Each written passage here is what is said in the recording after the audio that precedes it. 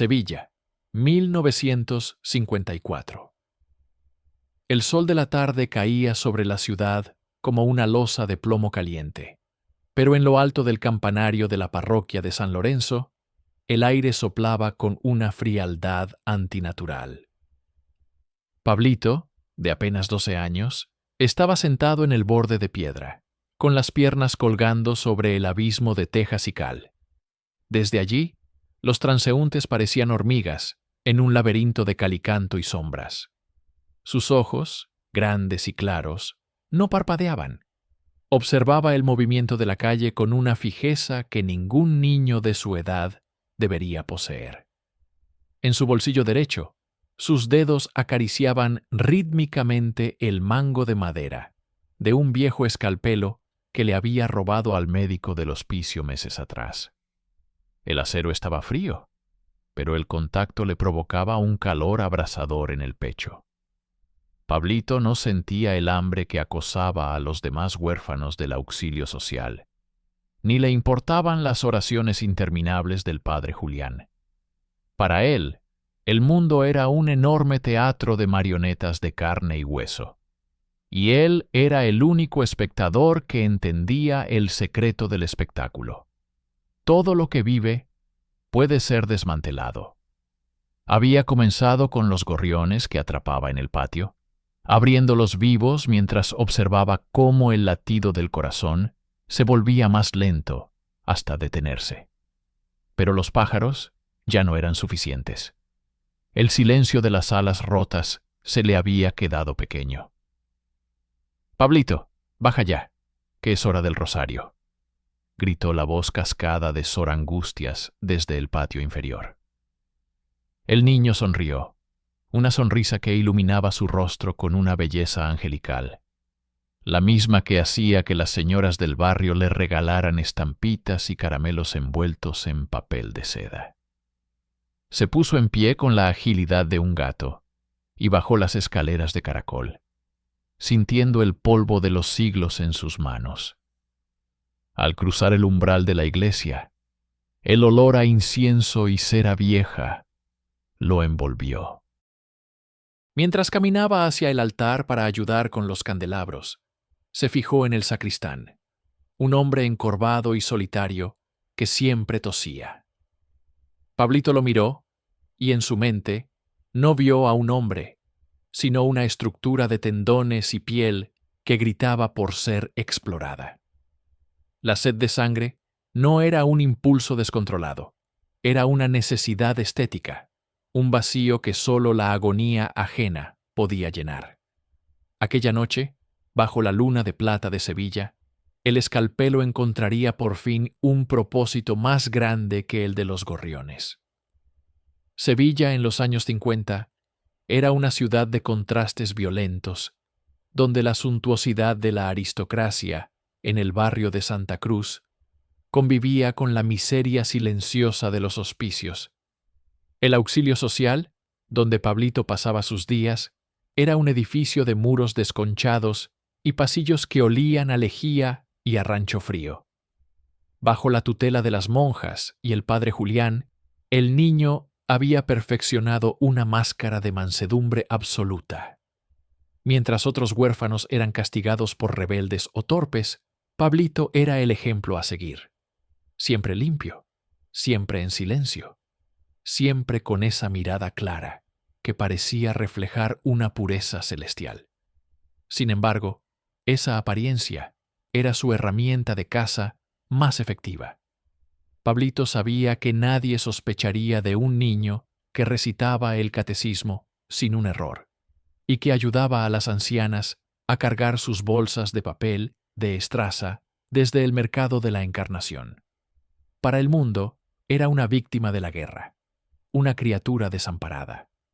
Para él, el mundo era un almacén de juguetes que podía romper a su antojo.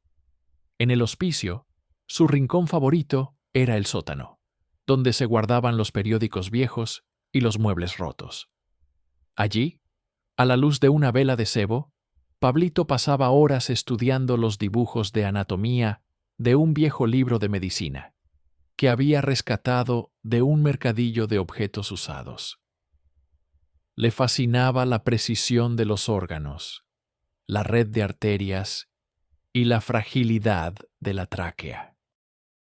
No buscaba conocimiento para sanar, sino para entender el mecanismo del dolor.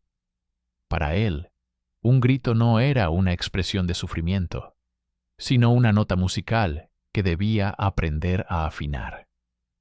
La atmósfera de Sevilla, con su calor sofocante y el sonido constante de las campanas, alimentaba su psicopatía. Cada procesión, cada acto religioso cargado de imágenes de mártires y dolor, era para él una validación silenciosa.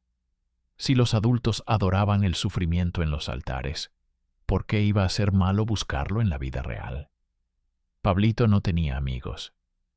Los otros niños le temían instintivamente, sin saber por qué, alejándose de él en el patio de recreo como si pudieran oler la oscuridad bajo su piel. Aquella noche de 1954, Pablito no durmió. Se quedó mirando el techo del dormitorio común, esperando a que los ronquidos de los demás huérfanos se volvieran profundos. Sentía el peso del escalpelo bajo su almohada, una presencia que lo llamaba. Ya no le bastaban los gorriones ni los gatos callejeros que desaparecían tras los muros del hospicio.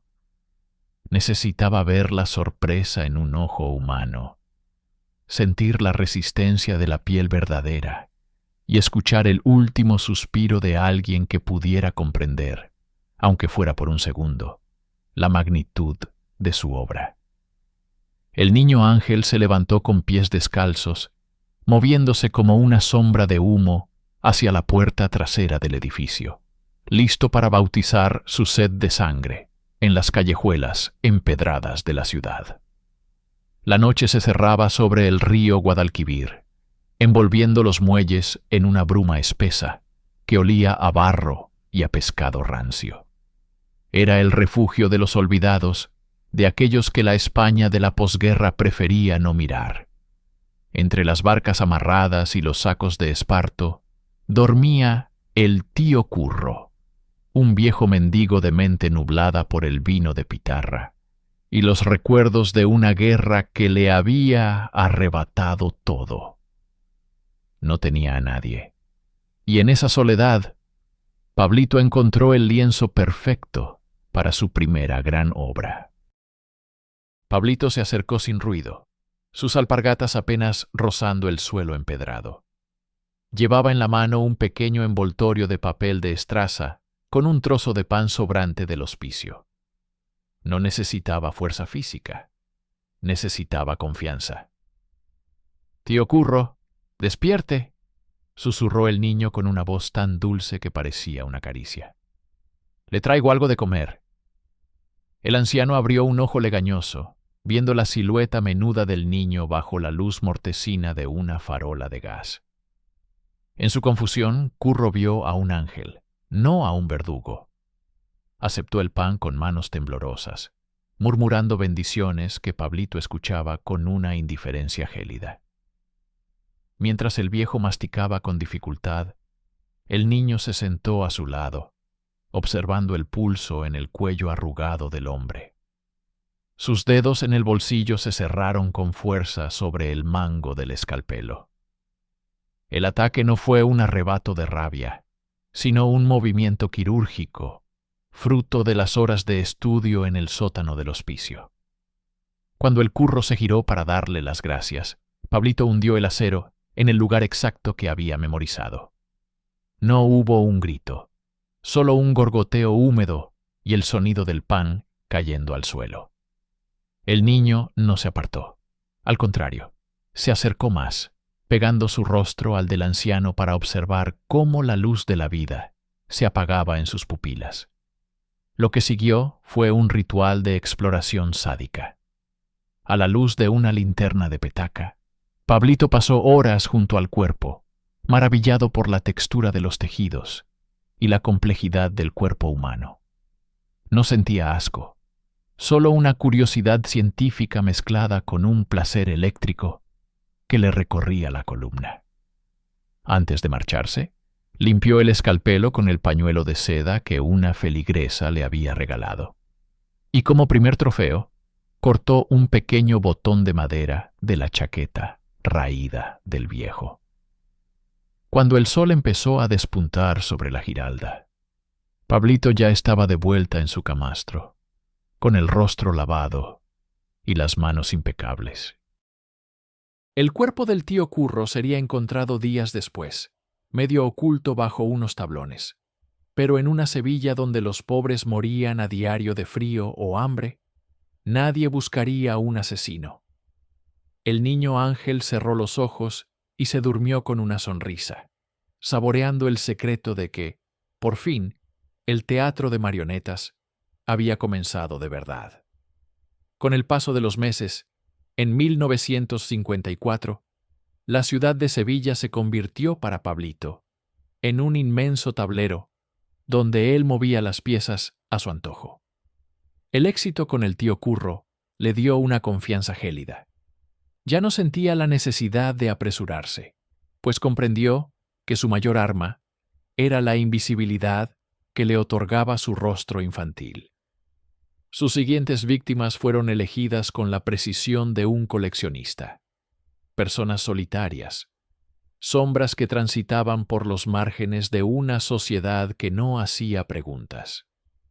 La segunda víctima fue una vendedora de castañas ciega, que solía apostarse cerca de la ribera. Pablito la visitó varias tardes, escuchando sus historias y ganándose su afecto con su voz de ángel. Una noche de niebla, la llevó de la mano hacia un callejón sin salida, prometiéndole un atajo para evitar el frío. Allí, el escalpelo volvió a brillar bajo la luz de las farolas de gas.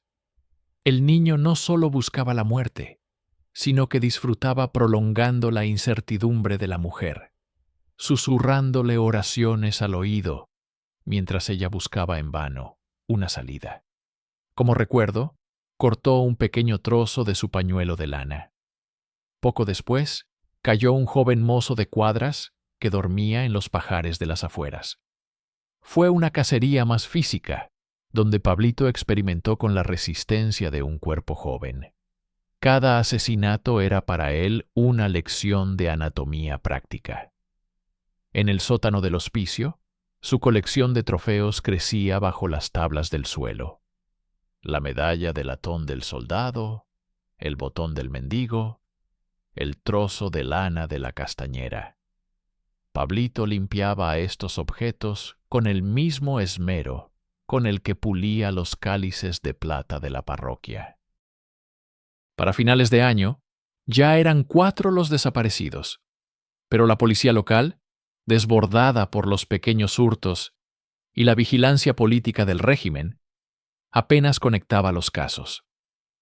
Nadie podía imaginar que el responsable de tales atrocidades era el niño que ayudaba en el coro y que siempre bajaba la cabeza con humildad ante el paso de los guardias civiles.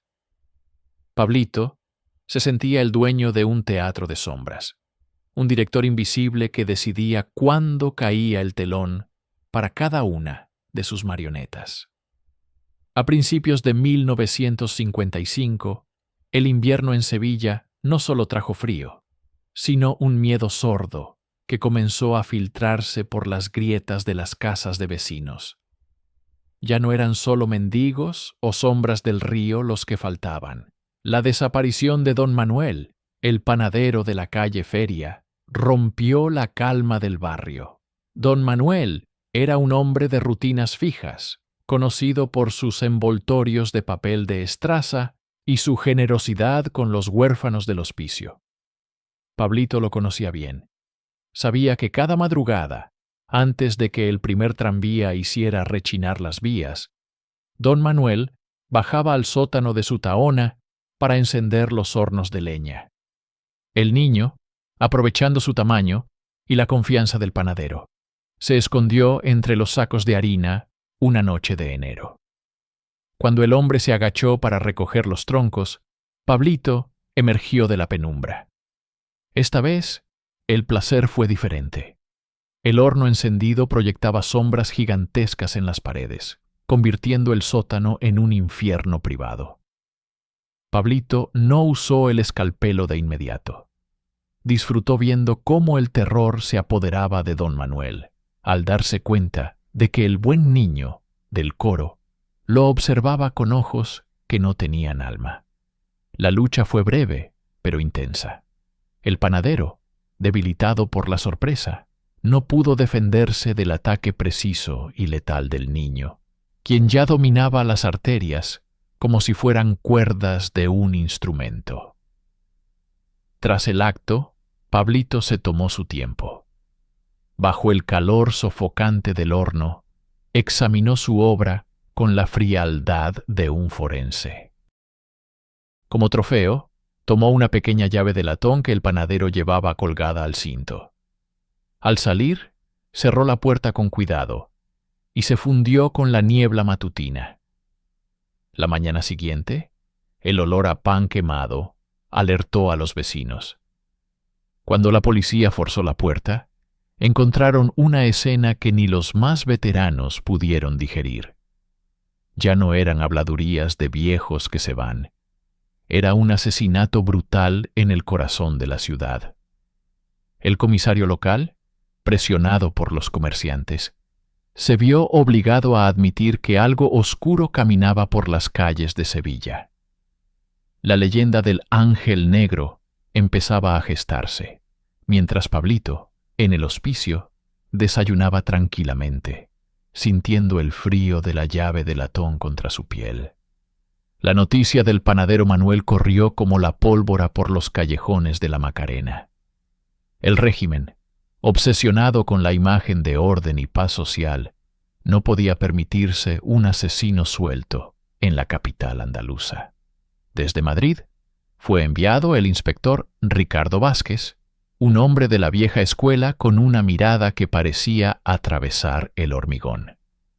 Vázquez no creía en leyendas de ángeles negros ni en supersticiones. Él creía en el rastro que la maldad deja siempre tras de sí. Al llegar a la tahona de la calle Feria, Vázquez ignoró el caos de los agentes locales. Se arrodilló en el suelo del sótano, cerca del horno, donde la ceniza y la sangre se habían mezclado. Mientras los demás buscaban a un hombre corpulento y violento, el inspector sacó una lupa de su bolsillo de gabardina.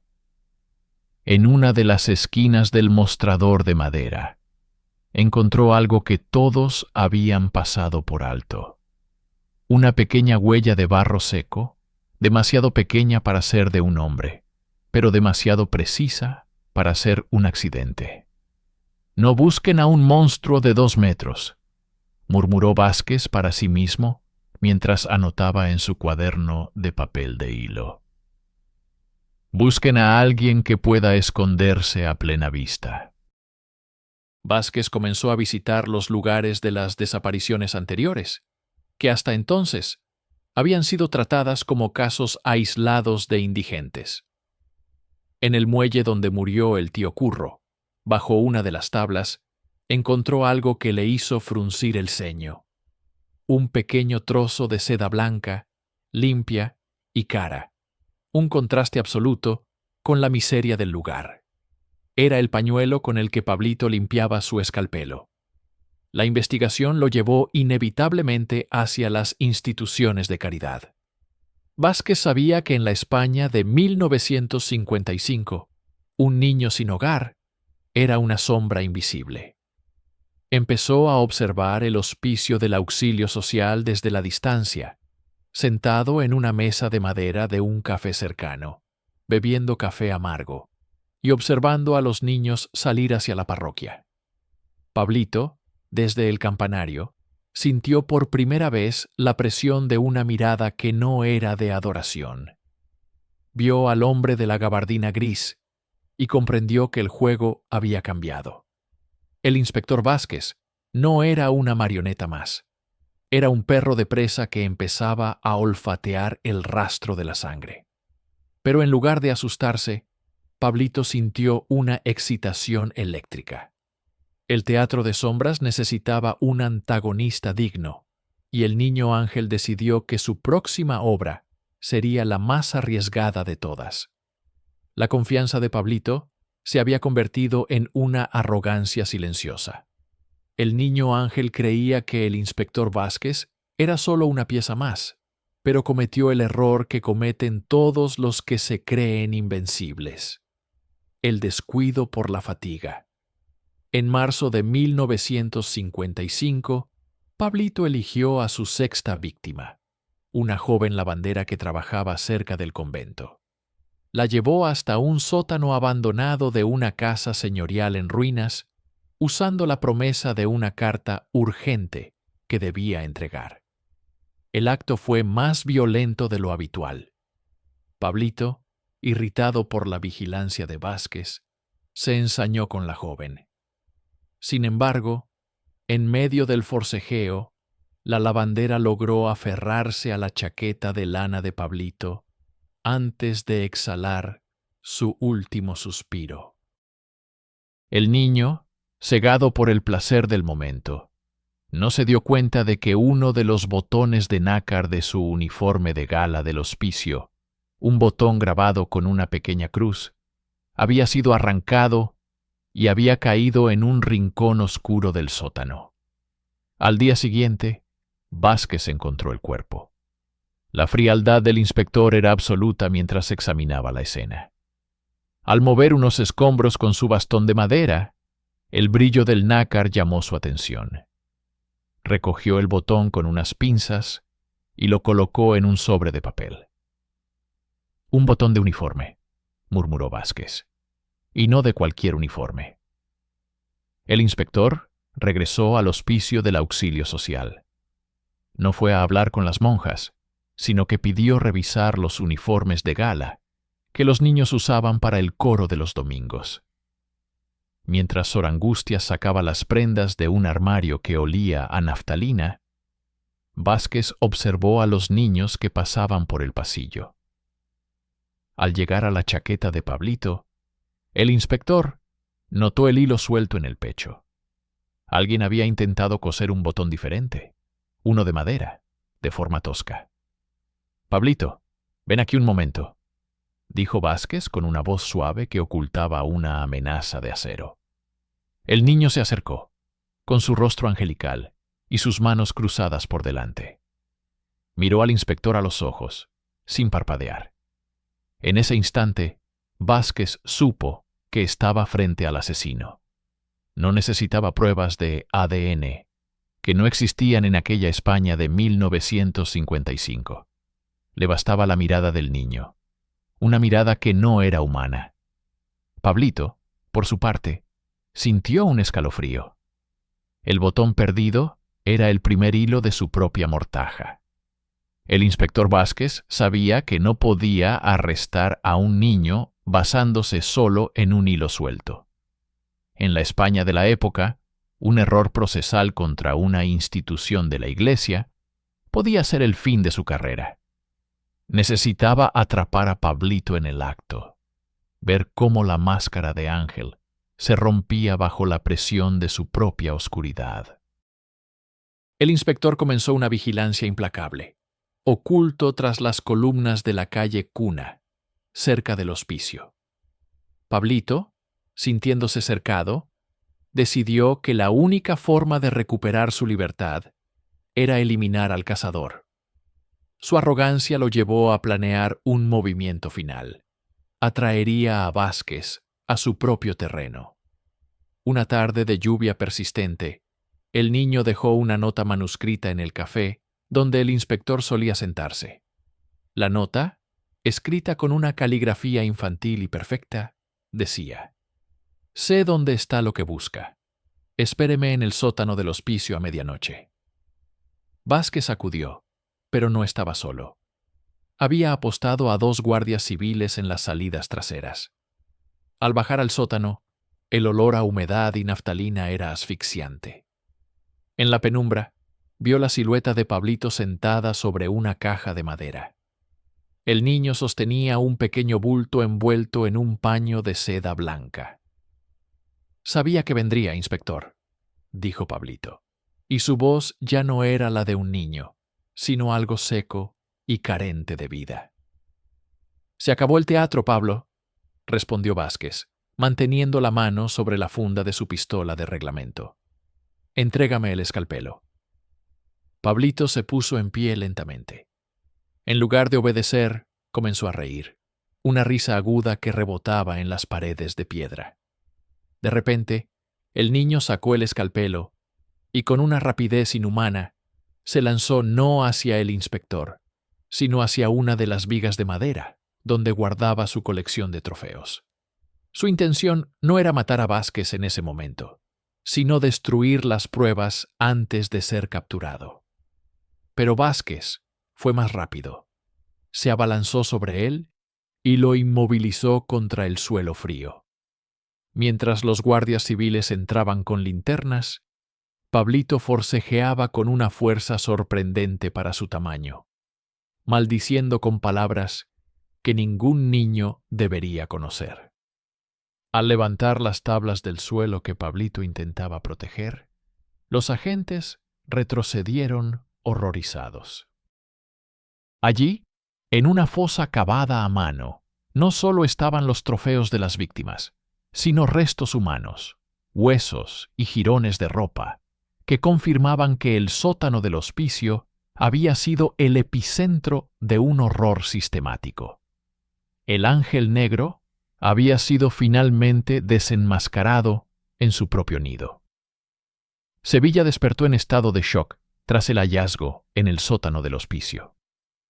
En la España de 1955, bajo el régimen de Franco, la noticia de que un niño de 12 años era el responsable de tales atrocidades fue tratada con un secretismo absoluto para evitar el escándalo eclesiástico. El juicio se llevó a cabo a puerta cerrada, en una sala fría y oscura del Palacio de Justicia, a pocos metros de la imponente catedral. Pablito, sentado en el banquillo, parecía más pequeño y frágil que nunca, pero su mirada seguía siendo un pozo de indiferencia gélida, que incomodaba incluso a los jueces más veteranos. El inspector Vázquez presentó las pruebas con una precisión devastadora. Sobre la mesa de madera noble se desplegaron los objetos que Pablito había escondido bajo el suelo. La medalla de latón del soldado, el pañuelo de la castañera, la llave de latón del panadero Manuel y, finalmente, el escalpelo manchado de sangre reseca. Sin embargo, lo que selló el destino del niño no fueron solo los objetos, sino el testimonio de los médicos forenses, que describieron la naturaleza quirúrgica y sádica de las heridas. No era obra de un niño asustado, sino de un psicópata que disfrutaba con cada corte. «¿No hay rastro de culpa en él?», declaró el psiquiatra forense ante el tribunal. «El acusado no ve personas, ve mecanismos que puede romper. Su placer deriva únicamente de la destrucción del prójimo. A pesar de los intentos de la defensa por alegar locura o la influencia de un entorno de miseria, el tribunal no mostró clemencia. La brutalidad de los hechos y la falta total de arrepentimiento de Pablito, quien incluso llegó a sonreír cuando se describieron los detalles del asesinato del panadero, llevaron a una decisión sin precedentes. Debido a la gravedad extrema de sus crímenes, el tribunal decidió aplicar las leyes de excepción. El juez, con voz grave y solemne, leyó la sentencia bajo la luz de los candelabros. Pablito fue condenado a 15 años de reclusión mayor en un centro penitenciario especial, con la salvedad de que, dada la naturaleza irredimible de sus actos, y según las leyes vigentes para casos de excepcional peligrosidad social, la pena culminaría con la ejecución mediante fusilamiento al alcanzar la madurez legal. El ángel negro escuchó su destino sin parpadear, como si estuviera escuchando un salmo aburrido, mientras fuera, las campanas de la catedral doblaban a muerto. la celda en la prisión de alta seguridad era un mundo de piedra gris y silencio absoluto. Durante 15 años, Pablito, ahora Pablo, creció entre muros que nunca lograron doblegar su espíritu. A diferencia de otros presos, no buscó redención ni se unió a las bandas carcelarias. Pasaba los días mirando por la pequeña rendija de su celda, observando el trozo de cielo español con la misma fijeza gélida con la que miraba a sus víctimas en los callejones de Sevilla. Su rostro seguía conservando una extraña simetría angelical, pero sus ojos eran ahora dos pozos de oscuridad absoluta. La mañana de su ejecución, en 1970, el aire soplaba frío sobre el patio de la prisión. Pablo se vistió con la sobriedad de quien se prepara para una misa, rechazando la última comida y cualquier gesto de consuelo. El inspector Vázquez, ya retirado y con el cabello blanco, estaba allí presente, cumpliendo la promesa que se hizo a sí mismo de ver el final del Ángel Negro. ¿No tienes nada que decir, Pablo?, preguntó Vázquez mientras los guardias le ataban las manos. ¿Ni una oración por aquellos que quitaste del mundo? Pablo miró al inspector y por primera vez en 15 años soltó una carcajada seca y breve. Las oraciones son para los que temen al vacío, inspector. Yo solo lamento no haber tenido más tiempo para ver cómo funciona el mecanismo por dentro. Usted y yo sabemos que el teatro nunca termina, solo cambia de escenario. Caminó hacia el muro de ejecución con un paso firme, sin necesidad de que los guardias lo empujaran. Se negó a que le vendaran los ojos. Quería ver el acero de los fusiles. Quería observar el último movimiento del mundo antes de que el telón cayera para él. El pelotón de fusilamiento se alineó frente a él en el amanecer gris. ¡Apunten!, gritó el oficial. Pablo alzó la barbilla, desafiante, con una sonrisa que heló la sangre de los soldados. No había miedo en él, solo una curiosidad final. ¡Fuego! La descarga de los fusiles resonó en todo el recinto, silenciando para siempre el latido del asesino más joven y sádico que España había conocido.